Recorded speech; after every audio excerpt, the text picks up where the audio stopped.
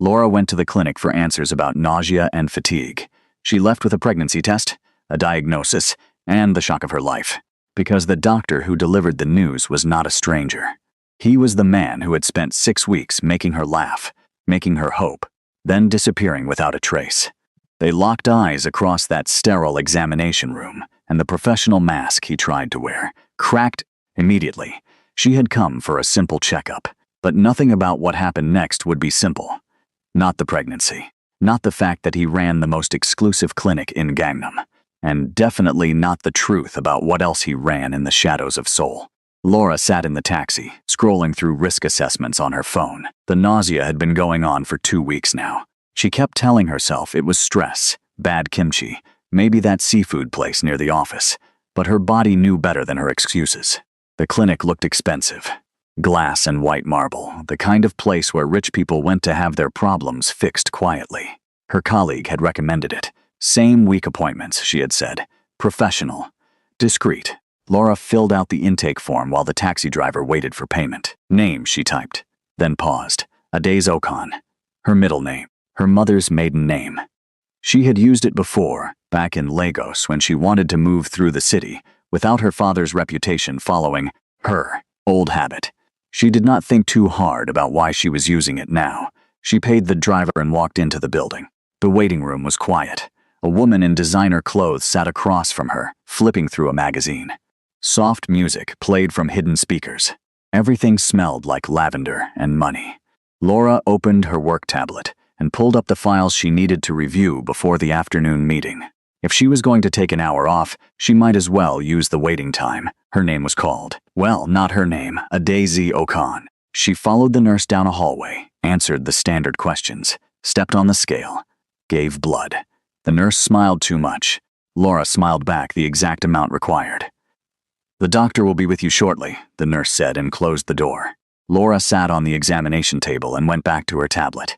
She had 3 emails to answer and a report to approve. The appointment was just a formality. She probably just needed vitamins or rest, or to stop eating lunch at her desk.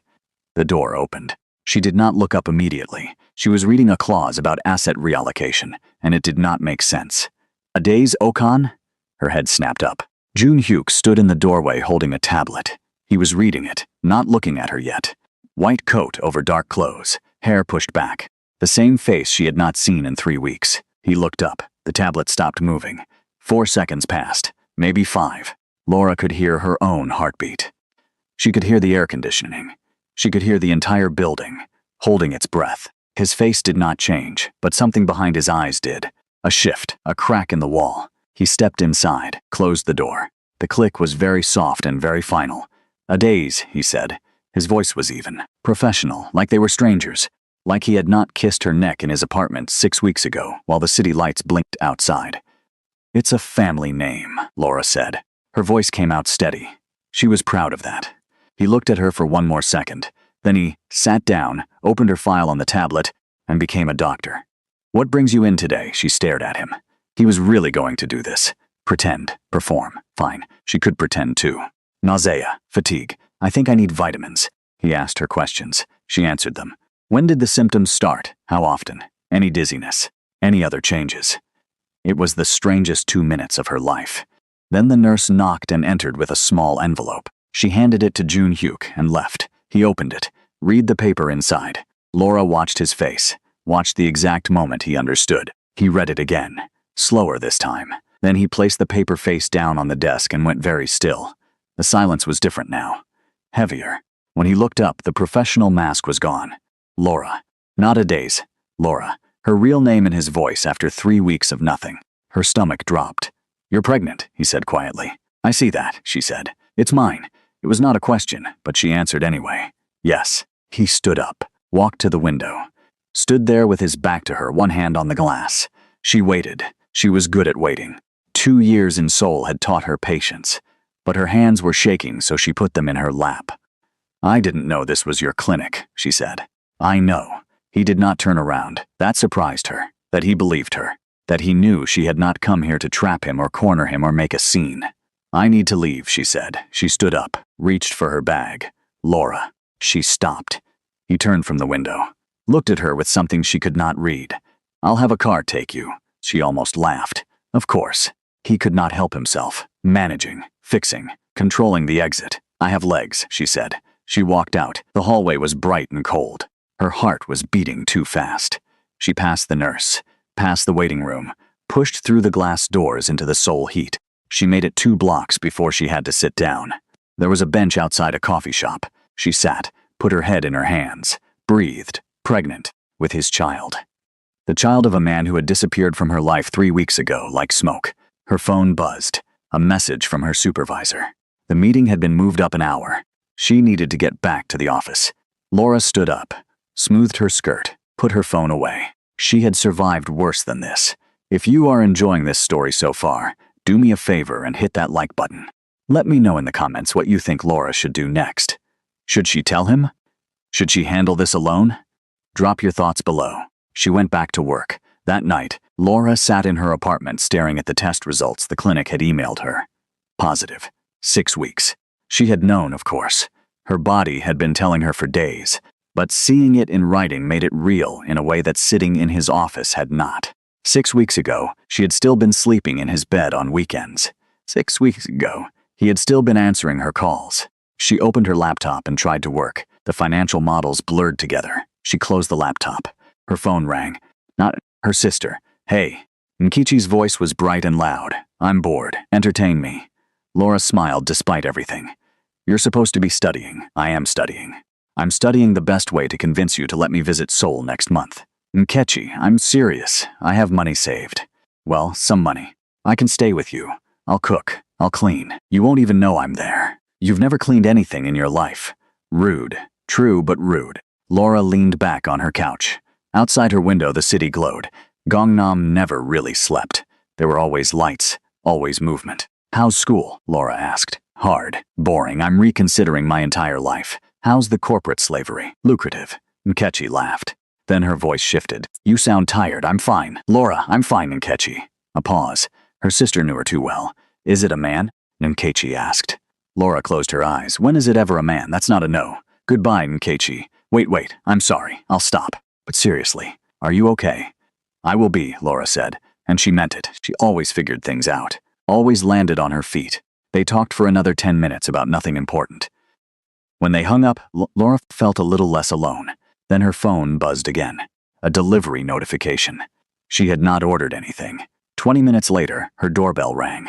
A courier handed her a small package. She signed for it and brought it inside. Inside was a business card. Thick, expensive paper, embossed text, private medical concierge services, and a handwritten note on clinic stationery. You need care. I can make sure you have it. No obligations. Laura read it twice. Then she threw the card across the room. No obligations. Like she was a problem to be managed. A situation to be resourced. Not a person. Not someone who deserved an actual conversation. She left the card on the floor and went to bed. At 2 in the morning, she got up and retrieved it. She hated herself a little for that. The next morning, Laura walked into Daesung Capital with her shoulders back and her face neutral. She had been here for 2 years. She had earned her place. She had outlasted 3 senior analysts who had underestimated her and paid for it. The morning meeting started at 9. Her supervisor, Mr. Park, stood at the front of the conference room with a presentation pulled up on the screen. We have a new assignment, he said. High priority. Chongwon Medical Group is expanding into foreign investment portfolios. We've been hired to conduct a full financial audit before their next phase. Laura's pen stopped moving. The company owns several private clinics in Gangnam, Mr. Park continued. Very exclusive clientele. The principal stakeholder is a doctor, Seo Jun-hyuk. The room tilted slightly. Laura, Mr. Park said, looking directly at her. I'm assigning you as lead analyst. This is a good opportunity. High visibility. Don't mess it up. She nodded. Understood. Good. I'll forward you the files this afternoon. Initial review meeting is scheduled for next week. The meeting continued. Laura took notes. Her handwriting was very neat and very controlled. When the meeting ended, she walked back to her desk, sat down, and stared at her computer screen. Lead analyst on Jun-hyuk's company. She was going to be investigating the finances of the man whose child she was carrying.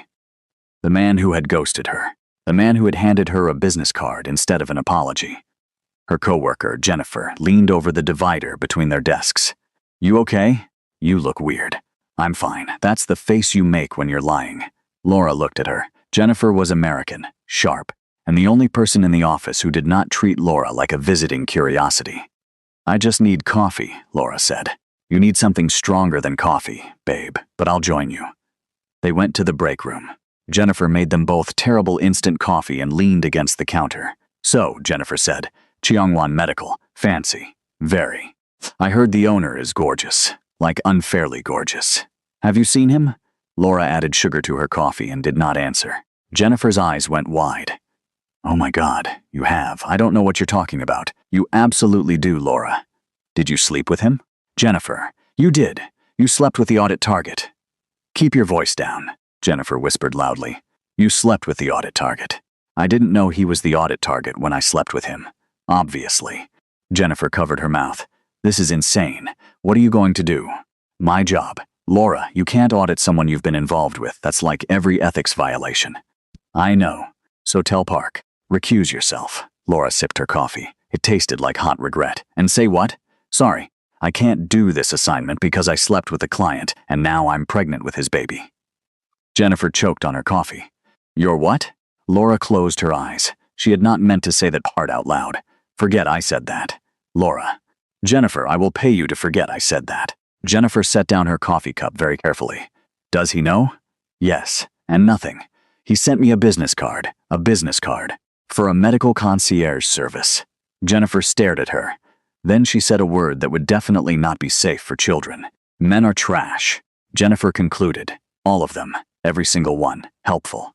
I'm serious. What are you going to do? Laura looked out the break room window at the skyline. Somewhere out there, Jun Hyuk was probably in his clinic seeing patients, being competent and respected, and entirely unaware that his life was about to get complicated. Or maybe he was aware. Maybe that was why he sent the card. Distance, management, control. I'm going to do the audit, Laura said. That's insane. Probably. Laura, I'm good at my job, Jennifer. I'm going to do the audit. I'm going to be professional. And I'm going to figure out the rest later. Jennifer looked at her for a long moment. Then she shook her head. You're braver than me, she said. Or stupider. Maybe both. They went back to their desks. Laura opened her email and started reading through the preliminary files on Cheongwan Medical. Revenue streams, asset allocations, corporate structure. And there, listed as principal stakeholder and CEO, Dr. Seo Jun Hyuk. She looked at his name on the screen and felt something twist in her chest. Then she opened a new document and started taking notes. The preliminary audit meeting was scheduled for the following Tuesday. Laura had 5 days to prepare. She used all of them. She read every document, every financial report, every corporate filing. She built spreadsheets. She mapped revenue streams. She noted inconsistencies. And there were inconsistencies. Nothing obvious, nothing illegal on the surface. But the money moved in strange ways. Payments to consulting firms that did not seem to consult on anything. Real estate holdings that did not generate income. A corporate structure that was just complicated enough to make you stop looking. Laura did not stop looking.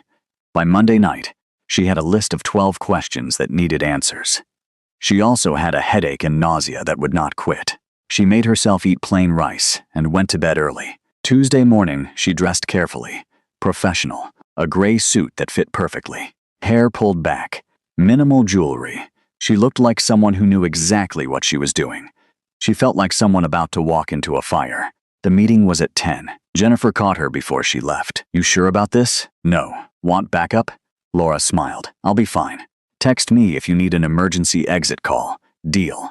Laura took a taxi to Cheongwan Medical. The building looked different in daylight.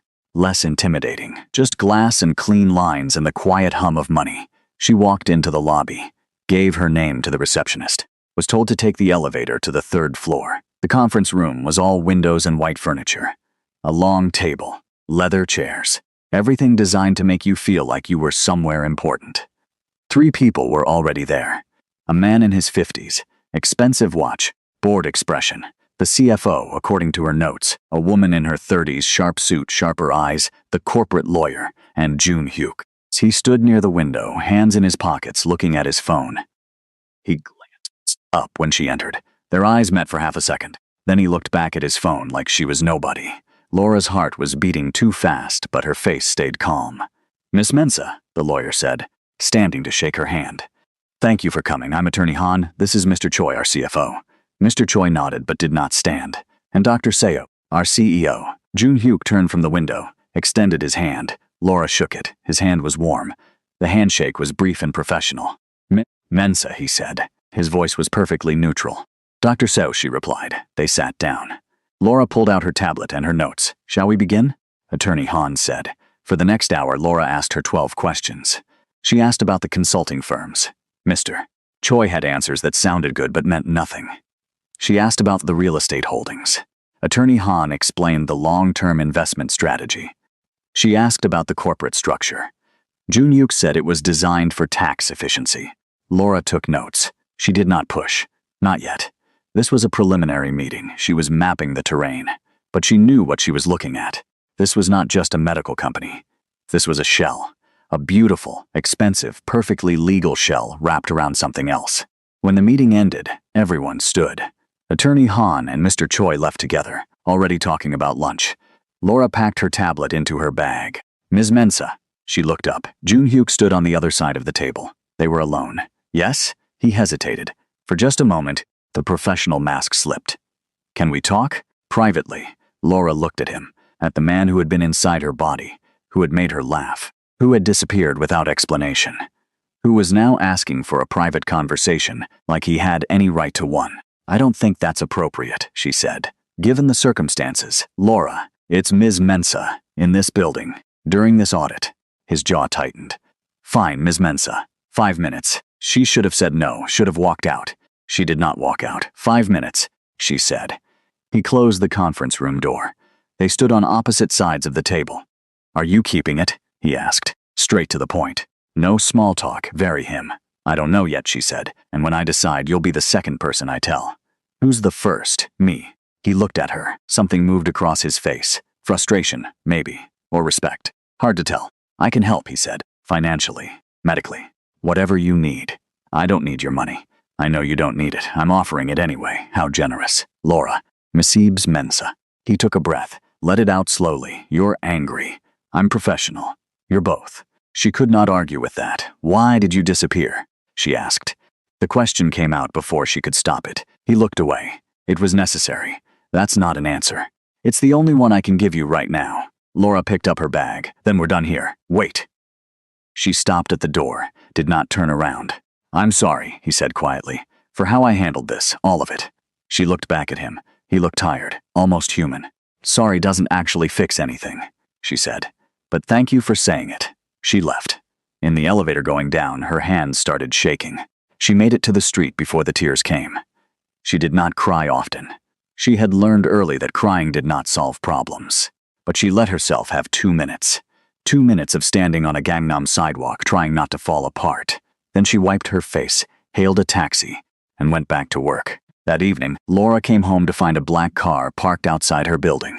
She walked past it, went inside, took the elevator to her floor. When she opened her apartment door, her phone rang. Unknown number. She almost did not answer, but something made her pick up. "Miss Mensa?" A man's voice, polite, professional. "Yes, my name is Detective Woo Sang-il. I work in financial crimes. I was hoping we could talk." Laura's stomach dropped. "About what?" "About Dr. Seo Jun Hyuk. I believe you're conducting an audit of his company." She sat down on her couch. "I can't discuss an ongoing audit, Detective. I understand. I'm not asking you to. I just think you should know who you're investigating. I know who he is." A pause. "Do you?" the detective asked. "Because the financial statements won't tell you everything." Laura closed her eyes. "What do you want?" "Just to talk. No pressure. No recordings. I can meet you anywhere you're comfortable." "I'm not comfortable meeting you anywhere, Detective." "Fair enough. But if you change your mind, here's my number." He recited it. Laura did not write it down. "Miss Mensa," he said before hanging up, "you should know who you're carrying a child for." The line went dead. Laura sat very still. How did he know? How did he know about the baby? She stood up, walked to the window. The black car was still there. She closed the blinds. Her phone buzzed. A text from an unknown number. Different from the detective's. "The car outside is mine. Security. You don't have to use it. But it will be there. J." Laura read the message 3 times. Then she threw her phone on the couch and went to take a shower.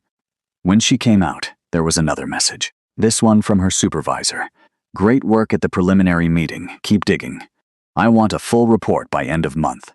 Laura looked at the message. Looked at the business card from the medical concierge service, still sitting on her counter.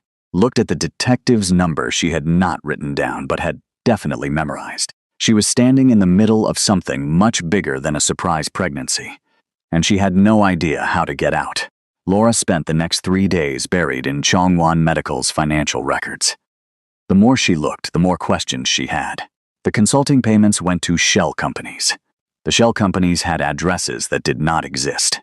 The real estate purchases were always in cash, always just under the reporting threshold. Someone had built this very carefully. Someone who knew exactly how to hide money in plain sight. On Thursday afternoon, Jennifer dropped a coffee on her desk. You look terrible, Jennifer said. Thank you. I'm serious. When did you last sleep? Laura rubbed her eyes. I sleep. Lying down. Or just passing out at your desk. There's a difference. Jennifer sat on the edge of Laura's desk. Talk to me. What are you finding? Laura glanced around. The office was mostly empty. Still, she lowered her voice. Everything is legal. Technically. But the structure is designed to obscure, not to optimize. Meaning? Meaning someone is moving money they don't want traced. Jennifer whistled softly. And you're going to report this? I don't know yet. Laura, I know. I know how this sounds. But if I report everything I'm finding, it doesn't just hurt him. It hurts everyone who works for him. The nurses. The staff. People who have nothing to do with whatever else is happening. Since when do you care about protecting people who work for criminals? Laura looked at her friend. Since I got pregnant by one, apparently. Jennifer's face softened. Have you decided what you're doing? About the baby? Laura touched her stomach. Still flat. Still just an idea, not a reality. I have an appointment tomorrow, Laura said quietly. At a clinic across town, to discuss options. You want company? No, but thank you. Jennifer squeezed her hand. Whatever you decide, I'm here. After Jennifer left, Laura sat alone at her desk. The office was quiet. Just the hum of computers and the distant sound of traffic. Her phone buzzed. A message from her mother in Lagos. Your father is asking when you are coming home. I told him you are busy with work. But Laura, it has been 2 years. We miss you. Laura stared at the message. Home. Lagos felt like a different life, a different version of herself. She typed back. I miss you too, Mama. Soon, I promise. She did not know if she was lying. The next morning, Laura took a taxi to a clinic in Itaewon, far from Gangnam, far from anyone who might know her. The waiting room was plain, functional. No lavender scent, no designer furniture, just plastic chairs and fluorescent lights, and other women with the same tight expression she probably wore. She filled out the paperwork. Real name this time. A counselor called her back. Young woman, kind eyes, no judgment. You're here to discuss your options, the counselor said. Yes, how far along are you? 7 weeks. The counselor nodded. Explain the procedures, the timelines, the risks, the recovery. She spoke like she had done this 1,000 times. Probably had. Do you have support? The counselor asked. Someone who can be with you afterward. Laura thought about Jennifer. About Nkechi, thousands of miles away. About Jun-hyuk, who had sent a car instead of showing up. Yes, she lied. The counselor gave her pamphlets. Scheduled a follow-up appointment for the following week if Laura decided to proceed. Take your time, the counselor said. This is your choice. No one else's. Laura left the clinic with the pamphlets in her bag and no idea what she was going to do. She walked for a while. Itaewon was different from Gangnam. More international. Less polished. She could hear English and Arabic and Russian mixing with Korean. She found herself outside a small cafe. Went inside. Ordered tea. Her phone rang. Jun-hyuk. She stared at the name on the screen, answered. Yes? Where are you? His voice was tight. That's none of your business. My security said you went to Itaewon. To a clinic. Laura's hand tightened on the phone. You're having me followed. I'm making sure you're safe. No, you're invading my privacy. Laura, please just tell me what you're doing. She almost hung up, almost screamed at him, almost threw the phone across the cafe. Instead, she said very quietly, I'm figuring out if I want to have this baby, and I don't need an audience while I do it. Silence on the other end. Then, I'm sorry. You're right, I'll call off the security. Thank you. But Laura, what? Whatever you decide, I'll support it. I know I've been terrible at showing that, but I mean it. She closed her eyes. Hated that his voice still did things to her heart. I have to go, she said. She hung up before he could respond. That weekend, Laura did something she had not done in months. She went to church. Not a Korean church. An international congregation that met in a rented building in Yongsan. Mostly Africans and Filipinos and other people, far from home looking for something familiar. She sat in the back and listened to the service in English. The pastor talked about choices and consequences and grace. Laura was not sure she believed in grace anymore, but she stayed until the end anyway. Afterward, an older Nigerian woman approached her. "First time here?" the woman asked in Igbo. Laura answered in the same language. "Yes, ma. You look troubled, daughter." Laura smiled weakly. "Just life." The woman patted her hand. "Life is hard, but God is good, you remember that." Laura thanked her and left. On the taxi ride home, she made her decision. She was keeping the baby, not because of Jun Hyuk, not because of pressure or expectation or fear, because somewhere in the last 7 weeks, a small stubborn part of her had started to want this. Want the child. Want the impossible future it represented. She called Jun Hyuk that night. He answered on the first ring. "I'm keeping it," she said.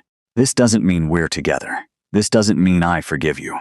This just means I've made a choice about my own body. We'll figure out the rest later." Silence. Then so quietly she almost missed it. "Thank you for telling me. I'm going to need space, Jun Hyuk. Real space. Not your version where you have me followed and send cars and manage everything from a distance. Okay, I mean it, I know. I'll respect that. I promise." She wanted to believe him. "Good night," she said. "Good night, Laura." She hung up and sat in the dark of her apartment. 7 weeks pregnant, auditing the father, a detective circling, a future she could not predict, but it was her choice, her life, that had to count for something. Monday morning, Laura walked into the office with her shoulders back. Mr. Park called her into his office before lunch. "How's the audit progressing?" he asked. "I'm finding some interesting patterns in the financial structure. Interesting good or interesting problematic?" Laura chose her words carefully. Interesting enough that I want to dig deeper before making conclusions. Mr. Park leaned back in his chair. "You know this is a high-profile assignment. Chongwon Medical has powerful connections. We need to be thorough, but we also need to be smart. Meaning? Meaning don't go looking for problems that don't exist, but if problems do exist, document everything." Laura nodded. "Understood." As she stood to leave, Mr. Park said, "You're good at this, Laura. Don't let anything compromise that." She paused. "Like what?" "Like personal entanglements. I've heard rumors." Her blood went cold. "What kind of rumors?" "That you know Dr. So socially. Is that true?" She could lie. Should lie. "I met him a few months ago at an investment dinner. We spoke briefly. Nothing more." It was technically true. They had met at a dinner. Everything else had happened after. Mr. Park studied her face. "Good. Keep it that way. Professional distance. Always." "Of course." She left his office feeling like the walls were closing in. Someone was talking. Someone had seen her with Jun Hyuk and connected the dots. She thought about the detective, about his black car outside her building, about Jun Hyuk's mother, who she had never met but who probably knew everything. She went back to her desk and opened her email. A new message. No subject line. Sender address she did not recognize. She opened it. A single photograph. Laura and Jun Hyuk leaving a restaurant 2 months ago. His hand on her back. Her laughing at something he said. No text. Just the photo. Laura deleted the email immediately. Her hands were shaking. Someone was watching. Someone wanted her to know they were watching. She grabbed her phone and went to the bathroom. Locked herself in a stall and called Jun Hyuk. "Someone sent me a photo," she said when he answered. "Of us. From 2 months ago." "What?" His voice went sharp. "What kind of photo?" "Nothing bad. Just us leaving a restaurant. But Jun Hyuk, someone is watching. Someone sent it to my work email." She heard him moving, a door closing. "I'm handling this," he said. How? How are you handling this?" "I have people looking into who's been asking questions." "Laura, I need you to trust me. That's really hard to do when my career is about to explode and you won't tell me why someone is targeting me. Before you keep listening, I need you to do something for me. If this story is getting intense, if you are feeling the tension, drop a comment and let me know. Tell me what you think is going to happen next. And if you are new here, welcome. You are in for a ride." He was quiet for a long moment. Then he said, "Can you meet me tonight? Somewhere private. I'll explain everything." "Everything?" "Everything I can."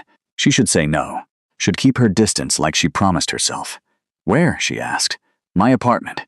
8 o'clock. I'll make sure no one sees you arrive. This is a bad idea, I know, but I think we're past good ideas.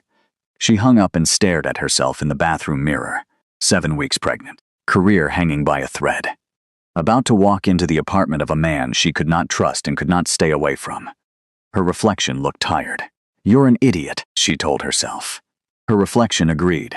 That evening, Laura took 3 different taxis to make sure no one followed her. She got out 2 blocks from Junhyuk's building and walked the rest of the way. The doorman recognized her.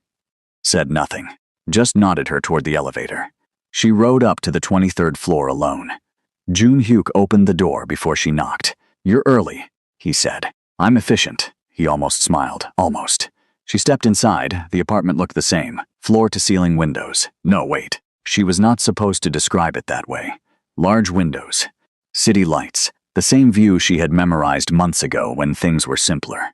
Do you want something to drink? He asked. Water is fine. He brought her water. They sat in his living room like strangers. Talk, Laura said. Junhyuk leaned forward, elbows on his knees. 3 weeks ago, I received intelligence that a rival organization was making moves against me. Part of their strategy was identifying people close to me and using them as pressure points. What kind of organization? He looked at her. The kind that doesn't show up in corporate filings. You're talking about organized crime. Yes. Laura set down her water. And you're involved in this how? I inherited it. I inherited the clinic and the legitimate businesses. I also inherited his position in the Jianha syndicate. I didn't ask for it, but refusing would have been more dangerous than accepting. So you're a mob boss. I'm a doctor who happens to have other responsibilities. That's a nice way of saying you're a mob boss. He did not argue. Laura stood up, walked to the window, looked out at Seoul glittering below. Why are you telling me this now? She asked. Because you deserve to know what you're walking into. And because I need you to understand why I disappeared. I wasn't abandoning you. I was trying to protect you. She turned to face him.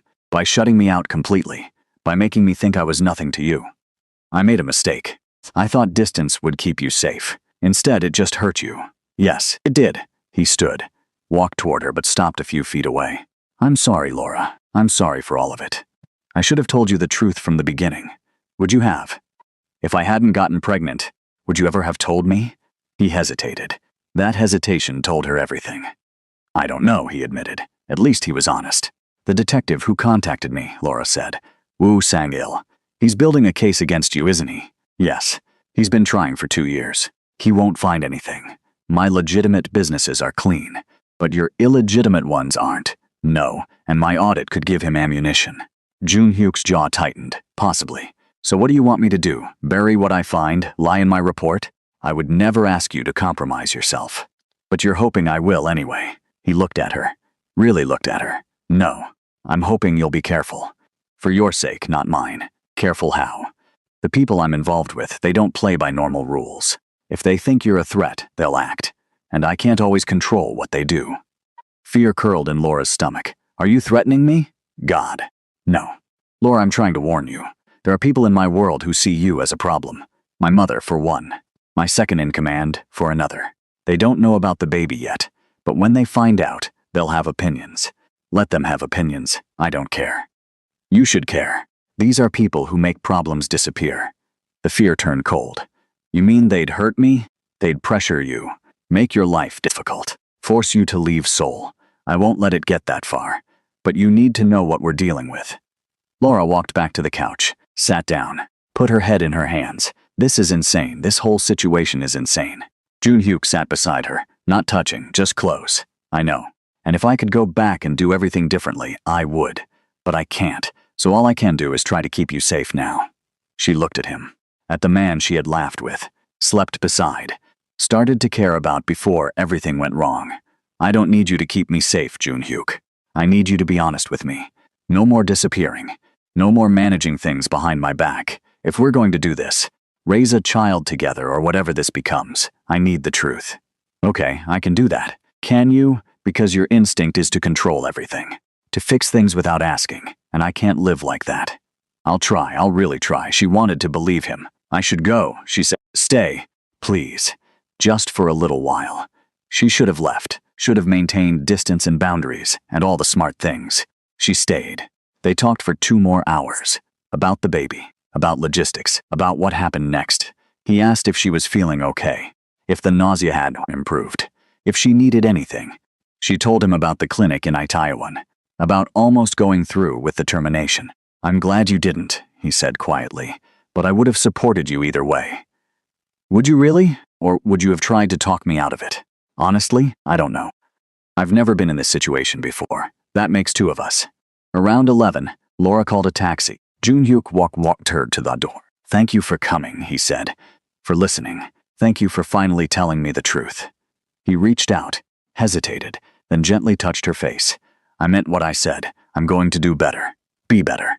She leaned into his hand for just a second, then stepped back. "Prove it," she said. The next week, Laura received a formal invitation, thick paper, embossed lettering, delivered by courier to her office. "Ms. Laura Mensah is invited to tea with Mrs. Seo Yeonja, Saturday 3 o'clock, Bukshan Traditional House." No RESPP information, because it was not really an invitation. It was a summons. Laura showed it to Jennifer. "That's his mother, right?" Jennifer asked. "I assume so. Are you going to go? Do I have a choice?" "You always have a choice." Laura looked at the invitation again. The handwriting was perfect. The paper was expensive. Everything about it screamed power. "I'm going," Laura said. "If I don't, it just makes things worse." Saturday came too quickly. Laura dressed carefully. Conservative dress, minimal jewelry, hair neat. She looked like someone respectable. Someone who belonged in nice places. She did not feel like that person. The taxi dropped her in Bukchon. Traditional houses with curved roofs, narrow streets, tourists taking photos. The address led her to a house set back from the road. A gate, a garden. Everything immaculate. A housekeeper opened the door, led her through the house to a sitting room that overlooked the garden. Seo Yeonja sat on a cushion at a low table. She was smaller than Laura expected. Elegant, hair perfectly styled. Dressed in a hanbok that probably cost more than Laura's monthly rent. "Ms. Mensah," she said in perfect English, "please sit." Laura sat across from her. A tea set was already prepared. Yeonja poured with practiced grace. "You're wondering why I invited you," Yeonja said. "Yes, I wanted to meet the woman carrying my grandchild." "So she knew." "Of course she knew. How did you find out?" Laura asked. "I make it my business to know everything that affects my family." "Your clinic appointment was flagged. My son's behavior has been unusual." It wasn't difficult to connect. Yeonja sipped her tea. Laura did the same. It was excellent tea. She barely tasted it. "You don't approve," Laura said. "Approval is irrelevant. You exist. The child exists. I deal in realities, not preferences. That's comforting." Yeonja's lips curved slightly, almost a smile. "You have spirit. That's good. You'll need it." "Why?" "Because my son has responsibilities you cannot understand. The Jianha Syndicate has existed for 3 generations. It has rules, structures, hierarchies. A foreign woman with no connections and a complicated pregnancy disrupts all of that." Laura set down her teacup carefully. "I didn't plan this. I didn't chase your son. I didn't get pregnant on purpose to trap him or access his world. I know. If I thought you were a schemer, we'd be having a very different conversation." "Then what do you want from me?" Yeonja looked at her directly. "I want you to understand the cost of staying. Your career is already damaged. Your reputation is being questioned. These are just the beginning. If you stay with my son, if you raise this child in his world, you will always be the outsider, the foreign woman who doesn't belong. People will be cruel. They will test you. And I cannot protect you from all of it. I don't need your protection. Everyone needs protection, child. The question is whether you're strong enough to survive when it fails." Laura met her eyes. "I've survived worse than gossip and social exclusion. Have you survived people who make other people disappear?" The room went very cold. "Is that a threat?" Laura asked. "It's a warning. There are factions within the syndicate who see you as a liability. My son can shield you from some of it, but not all. You need to decide if this life is worth that risk." Laura thought about the baby, about Junhyuk's hand on her face, about the future she had started to imagine despite everything. "I've already decided," Laura said. "I'm keeping the baby. I'm staying in Seoul. And I'm not going to let anyone, including you, make me feel small for it." Yeonja studied her for a long moment. Then she reached beside her and pulled out a wrapped package. "This belonged to my grandmother," she said. "She made it for my son when he was born. I want your child to have it." Laura unwrapped it carefully. Inside was a traditional baby blanket, hand-stitched, beautiful. I don't understand, Laura said. I don't have to like this situation to accept it. You are carrying my grandchild. That makes you family whether I approve or not. And I protect family. Laura looked at the blanket, then at Yanja. Thank you, she said quietly. Don't thank me yet. The hard part is still coming. They finished their tea. Yanja asked polite questions about Laura's background, her education, her work. When Laura left an hour later, she felt like she had just survived an exam she had not studied for. But she had survived. That counted for something. The taxi ride back to her apartment, Laura held the blanket in her lap. She was 8 weeks pregnant, auditing a criminal organization, being courted by a detective who wanted her to betray the father of her child. And somehow, impossibly, she had just had tea with a crime boss's mother who had given her a family heirloom. Her life had become a drama she could not have written if she tried. Her phone buzzed. A message from Jun-hyuk. My mother said you did well. High praise from her. Laura smiled despite everything, typed back. She's terrifying. Yes, but she likes you. That's important. How can you tell? You're still alive. Laura laughed. Actually laughed. Then another message came through. Can I take you to dinner this week? Somewhere quiet. Just us. She should say no, should maintain boundaries. Maybe, she typed. Ask me again tomorrow. I will. She put her phone away and looked out the taxi window at the city passing by. Seoul was beautiful at night. Complicated and expensive and unforgiving. But it was starting to feel like home. The dinner never happened. Tuesday morning, Laura woke up to 47 missed calls. Her phone was buzzing non-stop, messages flooding in. Her heart jumped into her throat. She opened the first message. From Jennifer, Laura, check the news now. She opened her laptop with shaking hands. The top entertainment and business gossip site had a headline that made her stomach drop. Daesung analyst in secret romance with audit target. Conflict of interest or corporate scandal. Below it, the photo. The same one from the anonymous email, but this time it was public. Laura and Jun-hyuk leaving the restaurant, his hand on her back. Her face turned toward him, smiling. The article was careful. No direct accusations, just insinuations, questions about ethics, mentions of the ongoing audit. Speculation about whether Laura's professional judgment had been compromised. Her phone rang. Mr. Park. She answered. My office now. He hung up. Laura got dressed in a blur. Her hands would not stop shaking. She put on her gray suit, the professional armor. It felt useless. The taxi ride to Daesung felt like a funeral procession. When she walked into the office, people stared. Conversations stopped. Someone whispered. Jennifer met her at her desk. I'm so sorry, Jennifer said. This is all over the business community. Everyone's talking about it.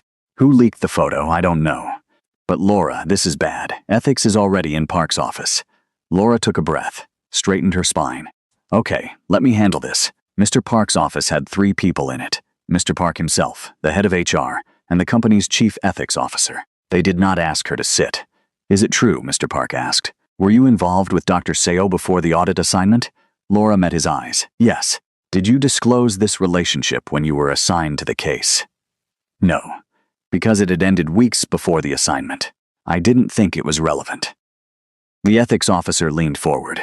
You didn't think a personal relationship with an audit target was relevant. The relationship was over. I believed I could remain professional. Clearly, you were wrong, Mr. Park said. His voice was cold, disappointed. That hurt more than anger would have. I have maintained complete professional objectivity throughout this audit, Laura said. Every finding is documented. Every question is legitimate. My personal history with Dr. Seo has not influenced my work. That may be true, the HR director said. But the appearance of impropriety is just as damaging as actual impropriety.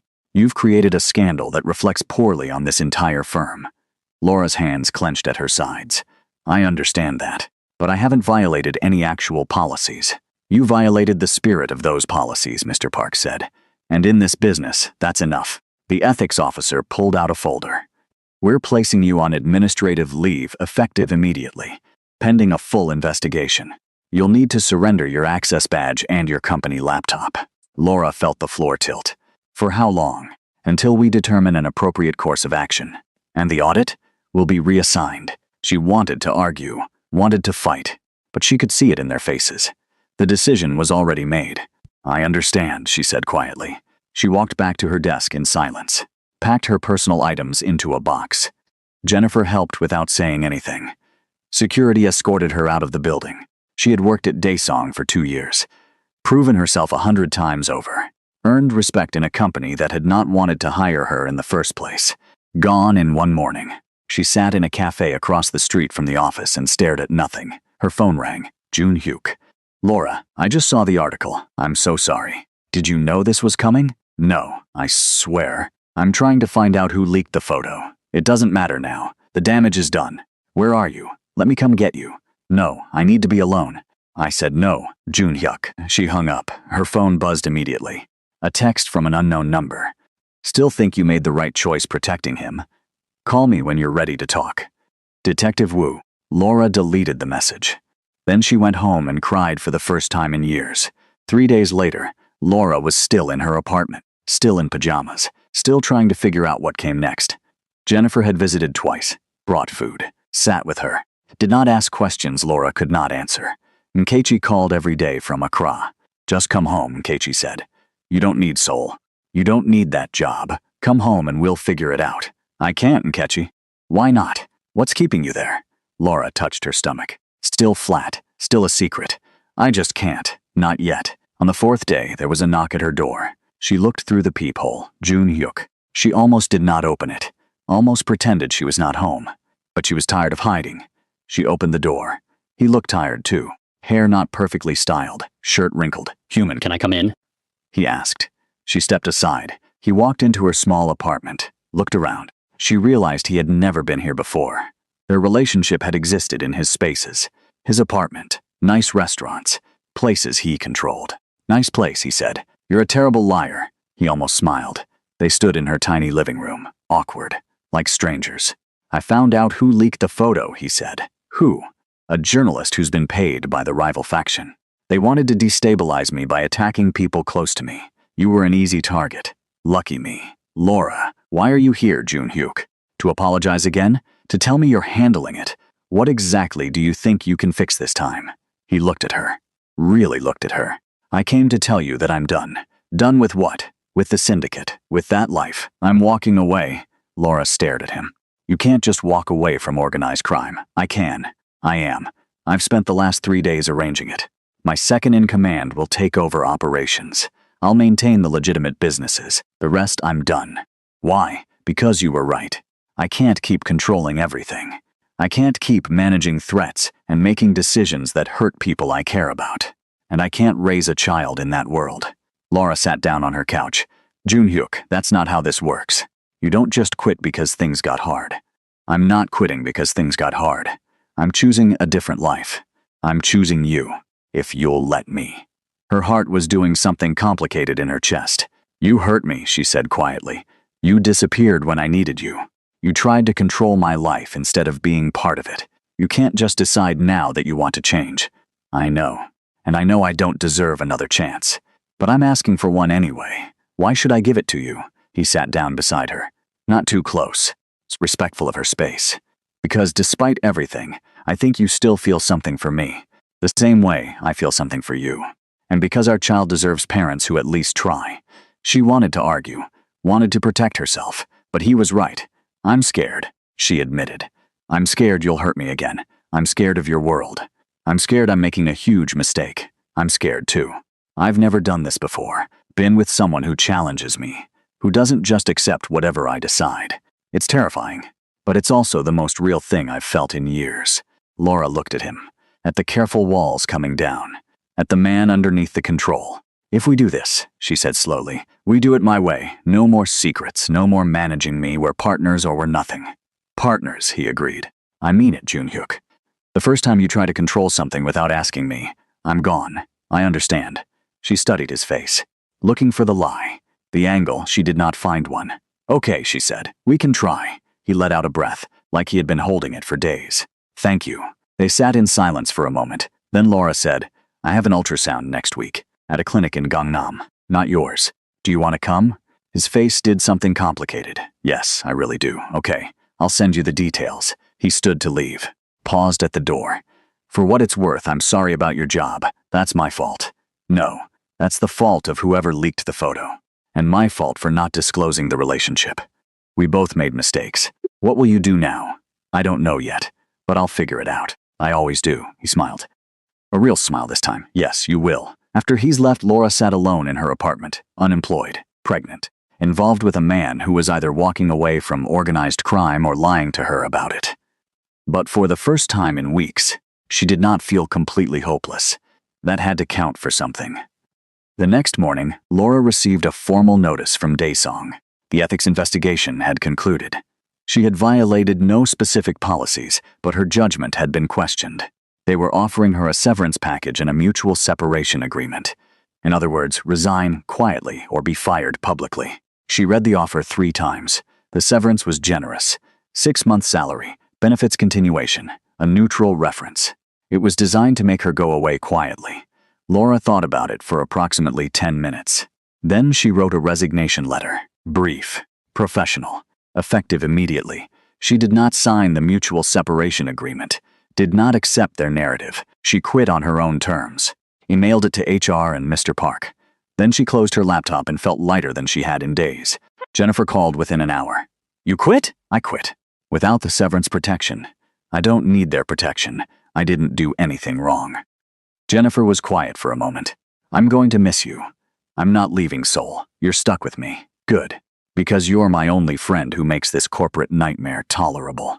They talked for a while longer. Made plans for dinner. Promised to stay in touch. When Laura hung up, her phone immediately rang again. Unknown number. But she recognized it. Detective Wu. She answered. Miss Mensah. I heard about your resignation. News travels fast. In my line of work, yes. I wanted to reach out one more time. Offer you a different path. I'm not interested in being your informant, detective. I'm not asking you to be. But I am asking you to think about what you found in that audit.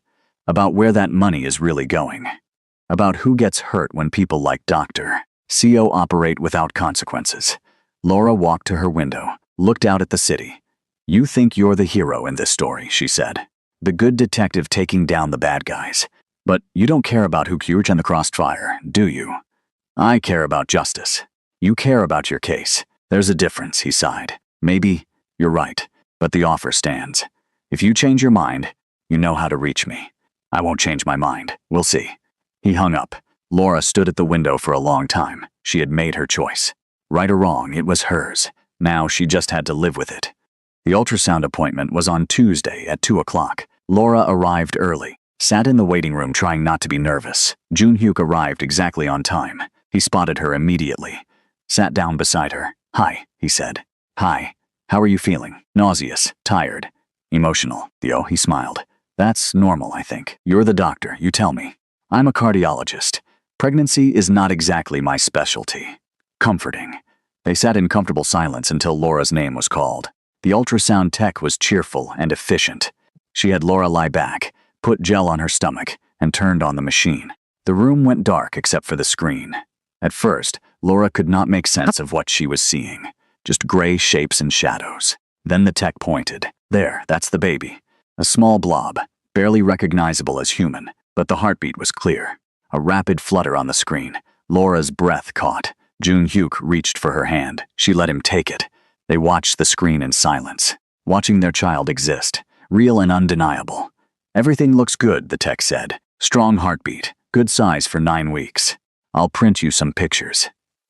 When the appointment was over, they walked out of the clinic together. Junhyuk was still holding the ultrasound photos. Can I keep one, he asked.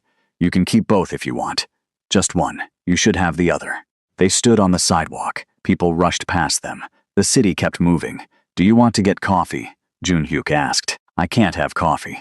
Pregnancy. Tea then, or juice, or just sit somewhere that's not a sidewalk. Laura smiled. Okay, tea sounds good. They found a quiet cafe. Sat in the back corner. Junhyuk ordered for both of them. Remembered she liked her tea with honey. That small detail made her heart hurt in a good way.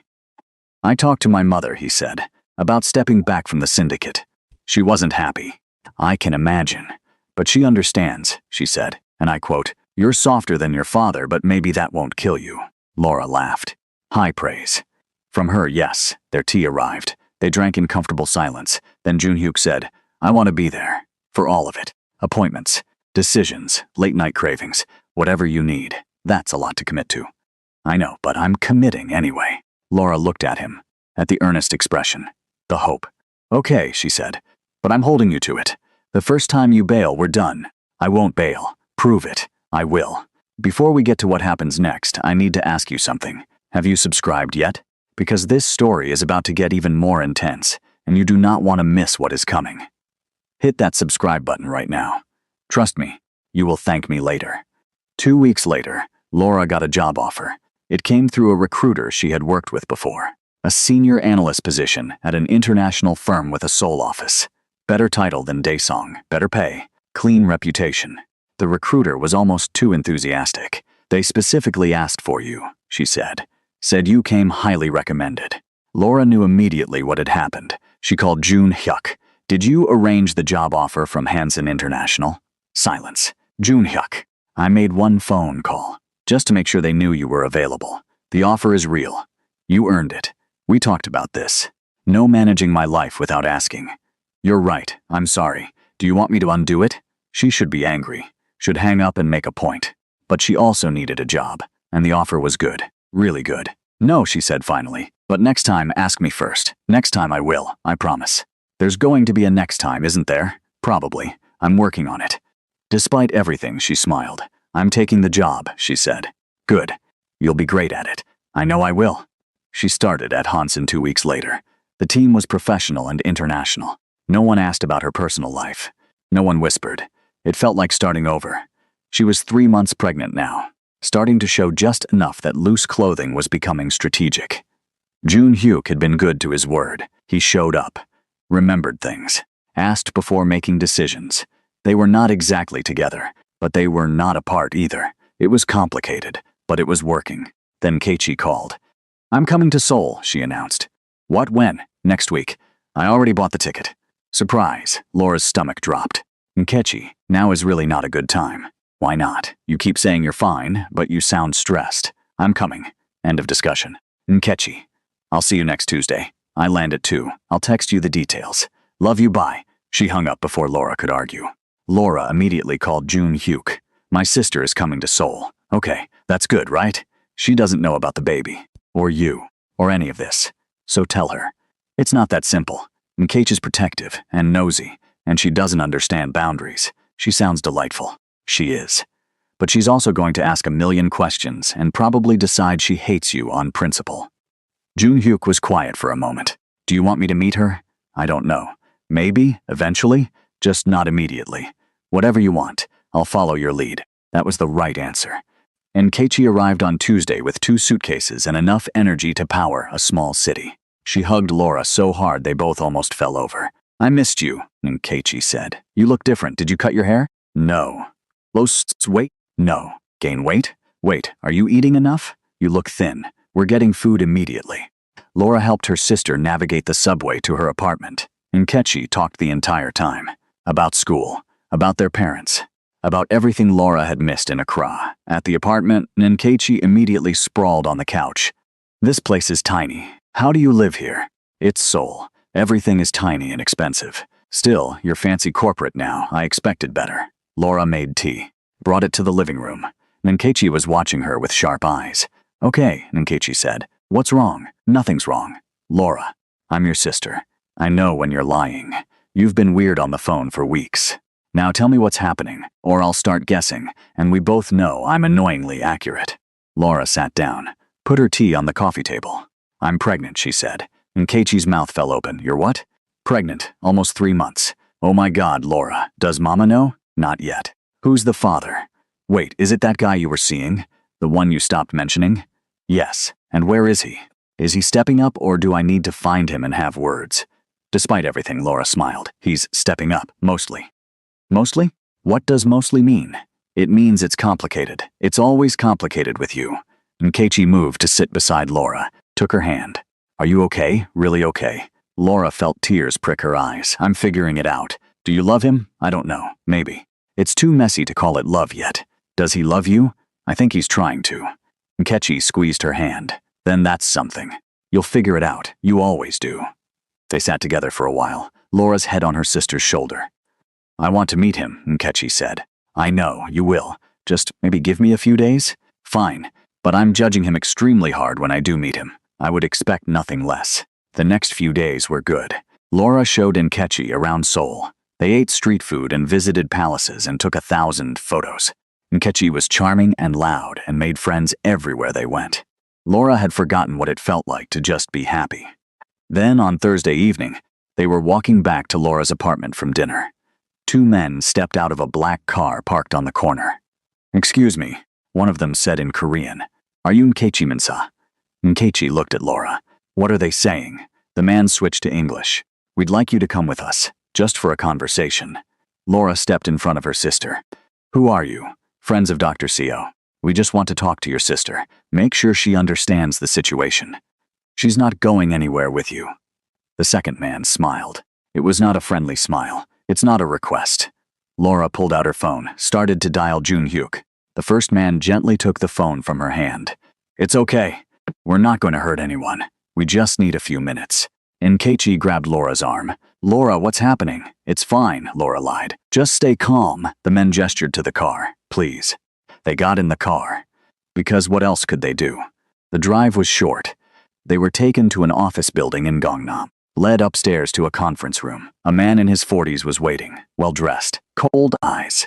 "Miss Menza," he said to Nkechi, "I'm Cha Hyun-woo. I work with Dr. Seo." "What do you want?" Laura demanded. "I want to have a conversation with your sister. You're welcome to stay." He gestured for them to sit. They sat. Hyun-woo leaned back in his chair, studied them both. "Your sister is involved in a complicated situation," he said to Nkechi. "She's carrying the child of a man with significant responsibilities. Responsibilities that come with risks." "Are you threatening her?" Nkechi asked. "No, I'm explaining reality. Seoul can be dangerous for people who don't understand how things work. I'm suggesting that perhaps you should go home to Accra. And perhaps your sister should consider whether staying here is the wisest choice." Laura's hands clenched under the table. "You have no right. I have every right to protect my organization. And right now, you are a complication we don't need." He stood. "This conversation is over. My men will drive you home. Think about what I said." They were driven back to Laura's apartment in silence. When they got inside, Nkechi turned to Laura. "What the hell was that? Who are these people?" Laura sat down heavily. "Remember when I said it was complicated?" "Laura, the father of my baby is involved in organized crime. Not directly. He's trying to get out. But the people he works with, they don't want complications. And apparently, we're complications." Nkechi stared at her. "Are you serious right now?" "I wish I wasn't." "Laura, you need to leave. Come home, get away from these people." "I can't." "Why not?" "Because I'm not letting them win. I'm not letting them scare me into running." "That's not brave, that's stupid." "Maybe. But it's my choice." Nkechi looked at her sister. Then she pulled out her phone. "What are you doing?" Laura asked. "Calling Mama. You need backup." "Nkechi." "No," but she was already dialing. Laura grabbed the phone. "Don't, please. I will tell her, but on my own timeline. Not like this." Nkechi looked mutinous, but she put the phone away. "Fine. But I'm not leaving you alone in this. You have to go back to school." "School can wait. My sister being threatened by mobsters is more important." Laura wanted to argue, but honestly, she was tired of being alone in this. "Okay," she said, "you can stay a little longer, but you have to be careful. No asking questions. No investigating. Just stay close and stay safe." "Deal." That night, Laura called Junhyuk. "Your people picked up my sister." "What?" His voice went sharp. "Hyun-woo. He had her brought in for a conversation, told her to go home, told me to reconsider staying in Seoul." Junhyuk swore. Creatively, "I'm handling this right now." "How?" "I'm going to make it very clear that my family is off limits." "Laura, I'm sorry. This is exactly what I was trying to prevent." "I know, but you need to handle it. Because if anyone comes near my sister again, I'm going to the police. I don't care what it costs." "Understood. I'll fix this." He hung up. Laura sat with her phone in her hand. This was her life now. Threats and power plays and men making decisions that affected her without asking. She was so tired of it, but she was not giving up. Not yet. The next morning, Junhyuk called. "It's handled. Hyun-woo has been told to back off. No one will approach your sister again." "How can you be sure?" "Because I made it clear that if anything happens to either of you, I'm done with all of them, and they need me more than I need them." "That sounds dangerous. It's the truth." "My mother backed me up. She might not like you, but she respects that you're carrying her grandchild. That means you're protected." Laura let out a breath. "Okay. Thank you." "Laura, I think you and Nkechi should move. Just temporarily. until things settle. I have a secure apartment in my building. Different floor from mine. 24-hour security. Jun-hyuk, I know, I'm managing. But this time I'm asking, please, for my own peace of mind. She wanted to say no. Wanted to maintain her independence. But Nkechi was in danger because of her. And that changed things. Okay, but just until Nkechi goes home. Then I'm going back to my place. Deal. They moved that afternoon. The apartment was beautiful, secure.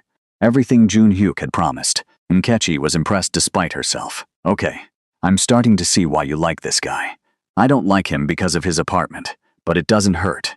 Laura smiled.